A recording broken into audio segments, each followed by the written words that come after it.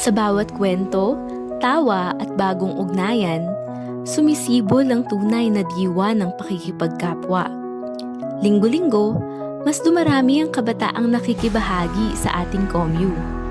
Ngayon, kasama natin ang Project Alab, mga kabataang hindi lang basta volunteer, kundi patunay na ang kabataan ay may malaking papel sa pagbabago.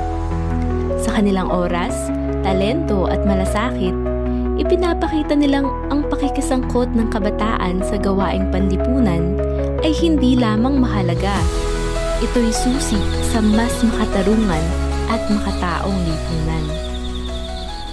Ayan, hello, magandang araw sa ating lahat. Ako si Julia Ann Ellis mula sa Project Alab na isang NGO na sinimula ng mga estudyante sa Far Eastern University sa Manila. Yung liwanag at dunong na kilala at nakita ko ito dahil sa isa sa mga kaibigan ko.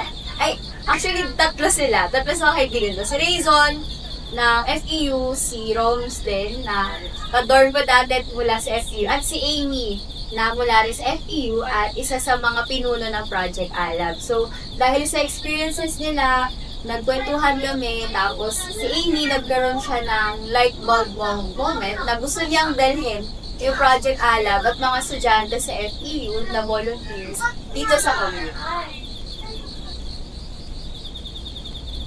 Yung nagtulak sa amin, hindi lang siya basta-basta dahil nakikayat kami ng kaibigan, hindi lang dahil may kakilala kami din na kapunta na.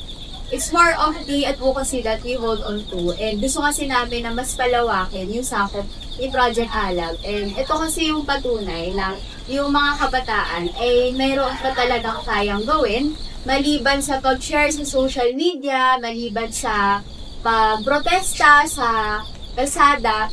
Mas mainam talaga na para mas maging involved tayo sa community at sa ating bansa, eh kailangan lumubog tayo kasama ng mga miyembro ng mga komunidad nito. At maliban pa rito, gusto rin po talaga namin na magbigay kaalaman, lalo na po sa mga kabataan na may mga ganito pong community na nangangailangan po ng ating suporta na sustainable. Kaya ito po talaga yung napili namin na organisasyon na tulungan at community po na mapuntahan. Yung naging araw ko naman dito sa community, sobrang nakapag-reflect ako kasi pagtapos ng bagyo, pagtapos sa isang mabigat na linggo sa academics, alam mo ba sa sarili ko na kapag pupunta ako rito, may isa na namang pagmumulat yung mangyayari sa akin. At yun talaga yung nangyari.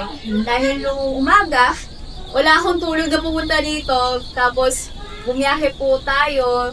At nung umaga, nakilala ko po yung mga iba't ibang student leaders sa FEU, sa Project Alab. Pero mas marami yung hindi ko na nakilala. So, at first may pangamba na bakit parang puro bago yung mga mukha, ganyan. Pero iniwala naman ako na sa bawat pagbabago at sa bawat taong bago nakikilala ko, ay may matutunan ako mula sa kanila.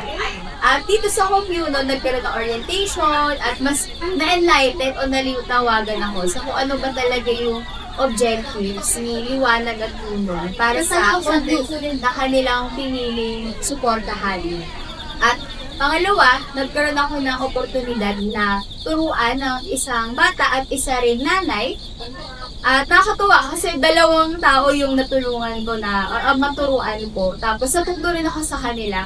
At yung natutunan ko talaga sa kanila ay yung essence ng pagkakaroon na pasensya sa sarili, lalo na sa pagkatuto. Dahil kahit anong edad ka pa, mapabata, matanda, may kakayahan pa rin talaga tayong matuto ng mga bagong bagay for as long as we are willing to do and we are willing to learn from others. And yun siguro yung natutunan ko dito sa Humina. Maliban sa namulat ako sa realidad ng mga indigenous people, namulat din ako sa kanilang kalagayan at sa kanilang kakayahan na mag-go through everything. And na-realize ko na kailangan talaga nila ng sustainable na solution. Hindi lang basta isang linggo o hindi lang sa isang bisita. Kailangan magpatuloy ito at sabi nga ng mga organizers ng Liwanag at Tulong ay kailangan i-empower natin sila na Pagtapos ng ilang taon, kaya na natin silang iwan.